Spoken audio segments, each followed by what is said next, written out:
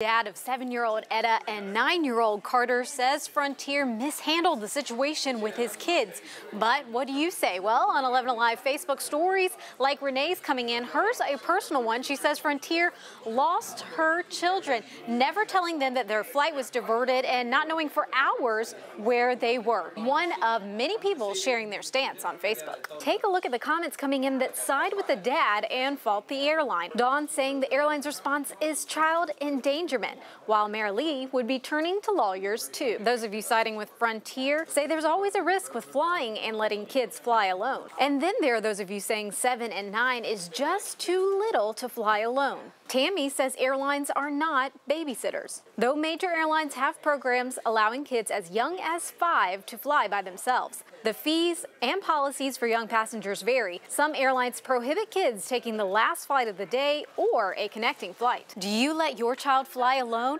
Does this story change your mind? Continue sharing your experiences on 11 Alive Facebook as we continue to track the details here at the 11 Alive Bridge. All right, Liza, thank you so much.